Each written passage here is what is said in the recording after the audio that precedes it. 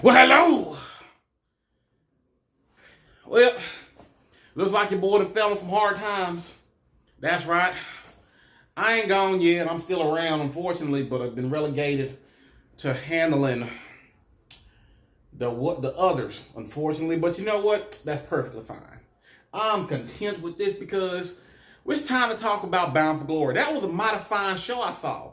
Mighty fine. And you know what?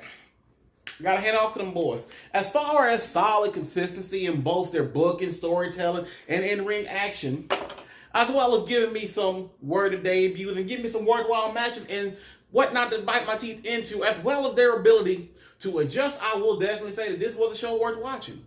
How much you say? Well, we'll find out in a minute. It's time for the review. Let's do it.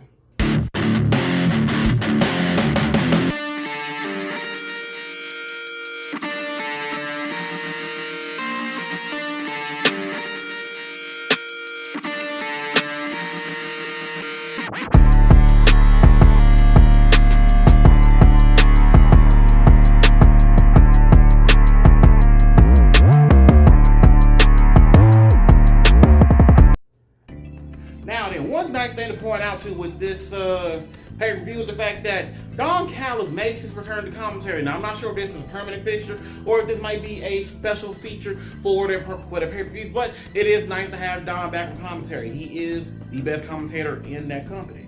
We open this thing up with our six-man, well, man as in plural as in men and women, non-true, six-person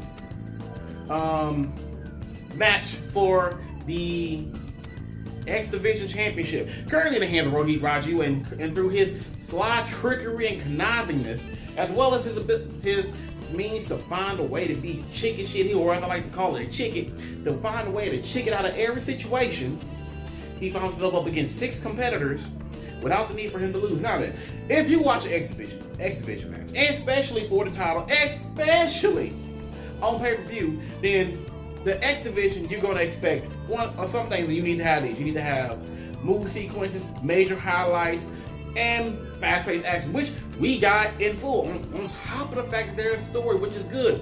This has been built for quite a while.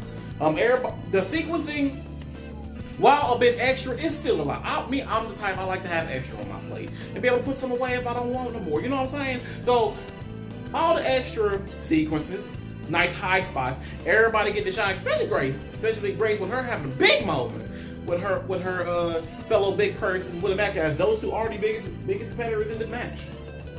We're getting at it, Trey showing his agileness and sleekness, Willie just being an astonishing talent for a big man to be able to fly with these little guys. Literally, the sky is no limit, the trademark of the X Division. And then you got TJP, who is one of the best locticians in professional wrestling. I call them locticians. Jordan again looking great, and Rajit to his Chris Bay. Chris Bay just oozes that swaggadelly that I know one day will make him a mega star. It was all great. Going down to that final sequencing though, it was everybody jockeying for the finish. You know, everybody's coming in, knocking in. It's pretty routine. But what I was not expecting was for Rohit to walk the fuck out of here as champion. But he did. I was rooting for Jordan Grace, but unfortunately, Rohit chicken shitted his way through again, getting the dub. And now the question is, who is it that will be next to face Rohit for that title? Obviously there are other members of the roster that can go. Ace also could easily bring himself back in. But right now he's focused on the tag division. I don't know. We'll have to wait and see. But that was actually not bad. I would give that I would definitely say that was about 4 beer cans out of 5. That was a nice open. It did a good job. It did a stellar job. I'm proud of them boys and women for what they did. The funny thing about it is the fact that every time Rohit went after Jordan, he would literally yell equality, which it's just fantastic, ladies and gentlemen. It is quite hilarious. But we gotta move on, because the next thing we got going is the Call Your Shot Gauntlet. Basically, the premise of the Gauntlet match is it's typical Battle Royale fashion. You start out with 2 people, you're gonna end it with 2 people. And what adds to this particular match, will give it its own story, is the fact that Rhino and Heath, one of them must win or else Heath's contract is gone. On top of that, we have various storylines going in and open to any man or woman because we have knockouts in this thing as well. Good on it. I like seeing that the women are actually be able to step outside of just the women's division, be able to exchange with the men. Some people don't like it, but me, I'm all for equality. Equality. Anyway, so it starts out with Rhino and Davar. No, Rhino and Davar. And the thing about it, Davar looks fucking good. I mean, Davar comes out looking like a goddamn chiseled marble slab. Like, the man makes me go to shame. And it don't take much for it to happen, but goddamn, this shame that I feel, it echoes in my soul, babies. Anyway, I'm not gonna go through because I don't care, because you got most of your TNA expectations, except one. The Cowboy James Storm is back home. He is back in TNA. Now, I don't know if this could be on a permanent basis, if this could be in between him as well with Impact and the NWA, because you do know that he does have the NWA contract going down. But maybe, just maybe, we could be seeing a lot of more cross-brand promotion going on there. I don't know. The NWA kind of has their thing. I think it's like the United Wrestling Network, which I don't like it near as much as I did the NWA, but hey, if it's working for them, it's glorious, it's cool, whatever, but that's the thing. Cowboy's back, it impacts what extent, I don't know, but I would love to see him in the main event spot. But past that BS, the final individuals comes down to be Rhino, Heath, Cowboy, and Sami Callihan. He gets knocked out, which is like, but we know how the story's gonna go. Then Cowboy gets taken out by Sami Callihan as well. So it's just Callihan and Rhino. But thankfully, to the chagrin, for what us the fans want and the story that's been building, Rhino won. He can't call his shot for any title in Impact. That could be X Division, World, or Tag in LAKEY. Unfortunately, that boy, he did get injured. Hopefully he has a very expedient recovery. But the long-term booking for him to go in was still astonishing, stellar. I enjoyed it. It got the job done. It did what it needed to do. I'm gonna go ahead and say cracked on. Got them 3 out of 5 cans of beer. Good on you, boys and women. Good on you. Equality. So going on throughout the night, were backstage segments involving Johnny Bravo and Rosemary, who are getting married, and also shout outs to their cosplay. Although it's a weird thing for me to think because I never thought about Raven and Two-Face being a thing. I was like, it's entertaining. The only problem I would give this is the fact that it doesn't really resolve on this show because there's supposed to be a wedding. We didn't necessarily see the wedding. I thought there was a party, but I don't know if it was like the reception or whatnot. It's strange. It's very strange, but I'm expecting this to get taken care of on Tuesday. And her and Havoc go away as to retrieve Father Mitchell, who was killed in the Undead Realm in that whole match between Rosemary and Havoc back then. God damn, best of time. Anywho, but I do like the fact that Impact is having so many different storylines going on. Getting just about everybody involved. It's all peppered throughout. You know, it's not like, you know, they have like only some stories they don't focus on. They're trying to get everything circulating going on. Not everything, but enough. I like it. I like having extra. I like having more on my plate. Running my plate over, if you please. We also get a very impassioned promo by the North, particularly All Ego Ethan Page, who declares he will be getting his baby back. That they done went 90-something days without their gold, and it will not be tolerated. That's right, boys. You let them know that you about your business. I'm not sure how that's going to play for you tonight, but who knows. We also get the conclusion match between the feud between EC3 and Moose for the TNA World Heavyweight Championship. Now then, what's interesting to me, first of all, is the soundtrack. It starts out kind of like 80s New Wavy. It's how I believe it. I was told it sounded somewhat different, but who knows? Interesting soundtrack choice. But the cinematic match, it was a more serious kind of Fight Club feel, actual Fight Club, kind of like with the Raw Underground thing. But then again, this is what EC3 had himself implemented upon his release. So you cannot say that they were copying WWE at the very least. You could maybe say they were copying Josh Barnett's or Matt Riddle's Bloodsport, but that does not matter. It was okay. It was decent. Got the job done. You know. The biggest thing is the fact that what you have to, what I'm getting at coming out of it is that this feud was not to get EC3 over, but rather I believe this was to be a proxy for Moose, to be elevated, to be taken a lot more serious. Because I don't think we're going to get the same moves that comes out, you know, in the road, I'm a wrestling god. I'm thinking we're going to get a more serious move, a more aggressive move. Something that, you know, you would kind of want to, I believe this is good. This could be a good elevation for him to actually step into the main event spot that he deserves and to be Impact World Champion. And finally discard that title. And this does not hurt EC3 himself because it's not like he was really coming for anything. In fact, his whole point was to make moves, to get moves to control his narrative, which the man hasn't done. Plus, EC3 himself will be having business with ROH. So I'm not sure what the situation is as far as there go, but it's not a hurtful thing. And you know, I'll prefer to have actually had a match, but I like seeing EC3 be as creative as one. I like this character that he's working on. So good shit. I'm just gonna say a beer and a can and a half. Like, just truthfully, it going on too long. Then the whole bridge fight thing kind of killed the form of the story. It's kind of been lackluster and it's stretched, but it's a stretch. Whatever.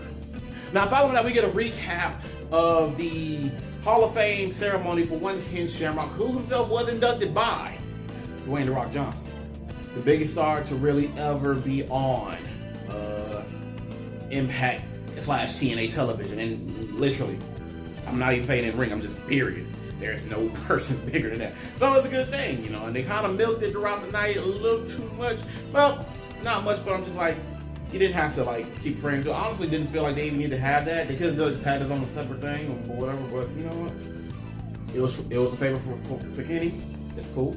But now we go on to Shamrock versus Eddie Edwards, and this one actually picked me back up because we started out with Ken Shamrock being Ken Shamrock, just devastating Eddie for like about 5 minutes. He just fucking him up. And again, the commentary, especially with Don Callis, was elevated tonight. They were on it. You know what? They were on it. I sometimes forget how important it is to have this level of commentary, but they did their fucking thing, especially breaking down and explaining this match. When it came down to Eddie Edwards finally getting to come around to actually go up, it's not just him back and forth. This was good. This is good. I'm sorry. I know I'm over here just saying a lot of shit because I'm not gonna lie. I'm pretty fucked up. I got like a little wasted and I'm just having a hard time recollecting. But as far as the match goes, it did a solid job. It was actually pretty good up to the point. I would say the problem that I had, because I feel like what should have happened was in the end, Shamrock just burns back and actually just gets a solid win, clean. But they're having him be kind of this whole hilly thing and him be a partner with Sami Callihan because upon seeing, you know, the man Ken Shamrock about to take that L, Callihan comes up, his phone, lights out, comes back in, he's got a back, he's got his back that, you know, almost costed Eddie his eye. Eddie got Kenny. They take out Callihan only for, you know, Shamrock to come back and put an angle on him and give him a tap out. I'm just like, it's all right, it's cool. It diminishes the win for me, but you know what? Sure, why the fuck not?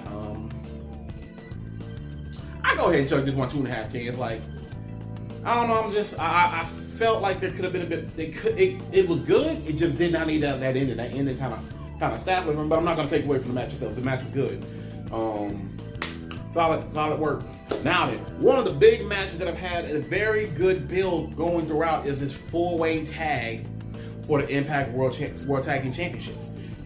Because see here, when the Machine Guns came back and dethroned the North, it was a free fall for who was going for it. Now, obviously, it looked like the setup was going to be for the Good Brothers and Machine Guns to go at it, which would be very predictable on who's going to get that win. Because nobody expected the Machine Guns to keep these belts long term. But then you get Ace Austin, who himself was in the X Division slot, and then jumped to the main event slot. Kind of lost it over there at Slammiversary, but then finds himself, since he has been working with Madman Holder for a very long time now, since well before Slammiversary, finding themselves in the tag team, which kind of makes them the antithesis to the Good Brothers. But yeah, they started feuding with the Good Brothers and found a way, believing that they should go ahead because they run Impact, they should be getting themselves a nice little title shot. So there's that. This is a healthy, solid development. tag main event. And then you also have the North out there. They ain't let it up. They had the longest Impact reign in Impact history. They want their gold. They are men on a mission. So now it's a matter of who is more deserving. The Good Brothers were the fucking Good Brothers. And honestly, this is the most important tag team in professional wrestling right now. Not just for their actual level of skill and who they are and their importance in modern wrestling history, but also because Tonka Shop is a goddamn brand in and of its own. You thought the Bullet Club was big. The Bullet Club is big and it's lost its luster, but Tonka Shop was there kind of before and during, and has came back after it's lost its luster. The Bullet Club ain't where it used to be. We all know it's not where it used to be. But Tonka Shop is on the rise. I mean, literally, Tonka Shop Mania, the Tonka Shop podcast. The fact that these boys got whiskey, beer, and wine, doing good things, making big moves, and I'm just like, you know what?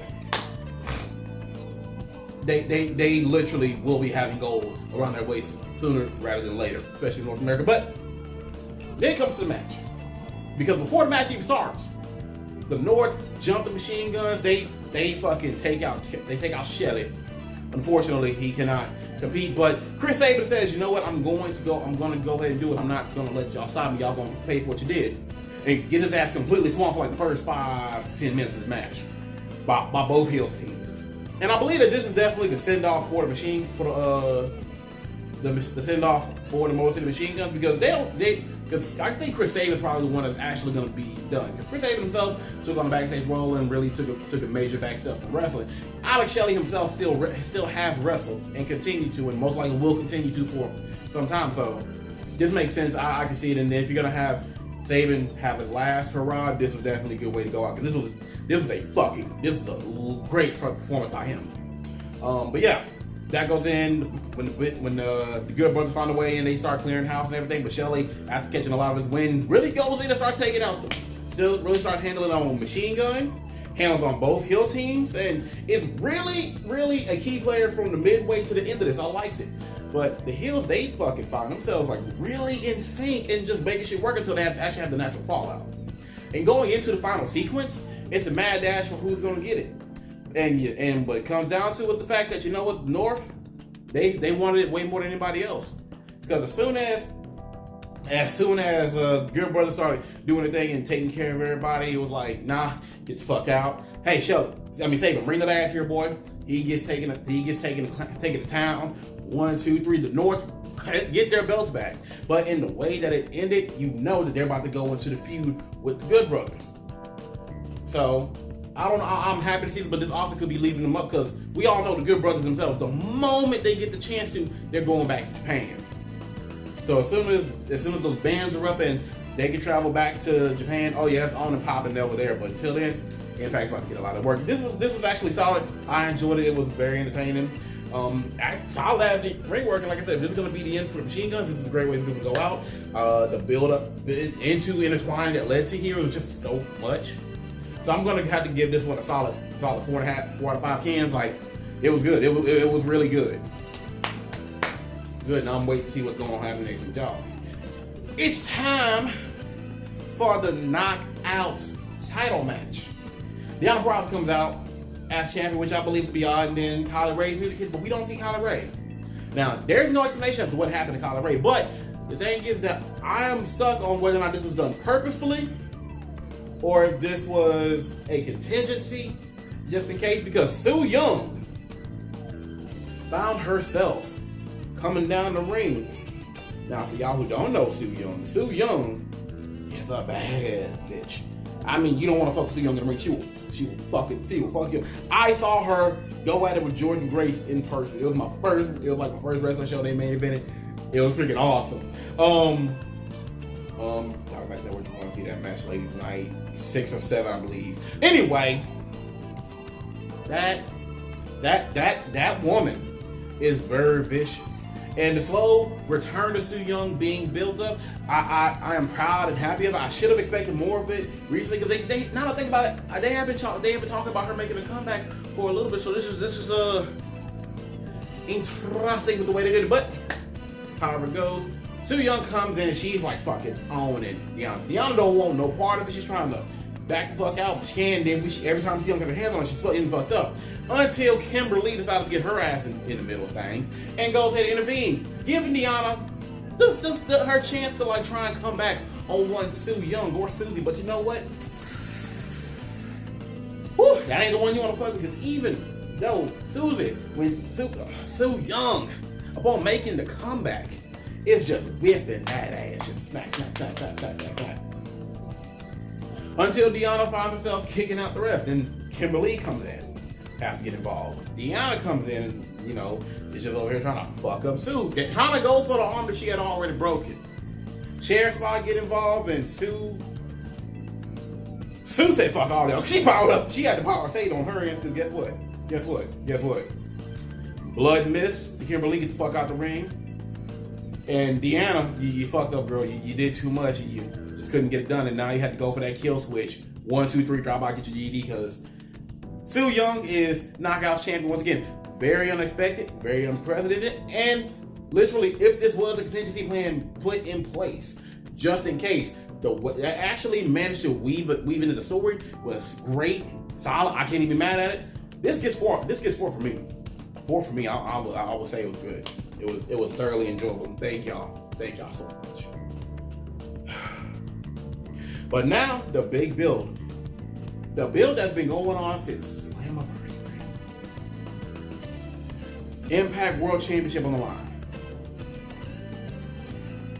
Rich Swann versus Eric Young. Eric Young, who has come back home to Impact as a world-class maniac. Been saying fuck everybody. I'll fuck you up. I'll fuck your mama up. I'll fuck your auntie up. I'll fuck the boss up. I don't give a fuck. Because it's mine and no one deserves it, especially not Rich. Just because you pinned me, Rich, don't mean that you deserve shit. You deserve to be retired. And he tried. He tried so hard to get rid of Rich, but he could not get the job done. And Rich comes in, clean shaven, man on a mission, ready to get things done. And Eric's already pinpointed target before the match started. He's going for that ankle, that recently healed ankle. He's thinking he's gonna fucking do it. Him going for that ankle, Rich already had it calculated. He already had it pegged, because every time he went for it, maneuvers, spin overs, flip outs. You can't touch this. Fucking him up in and outside the ring. But then Rich got caught trying to be all sunny on looks like a Subman hang or Spider-Man cling on the ropes, but ends up damaging the neck, which Eric smelled that blood in the water. He just capitalized. He just banging the head, going for the neck. Trying to fuck your ankle. I want that neck. I'm gonna paralyze you, Rich. You dead, Rich. Because he does the power already. You know what? And he's catching and he is fucking up Rich for so long, but then something happens. Eric just starts talking too much shit, and Rich, blooded mouth, spit everywhere. He done playing his games. Just hands. We jumped in hands today, boy. Oh, the beating, to come back to fire. I really felt that Rich was trying to kill the man with the passion he had.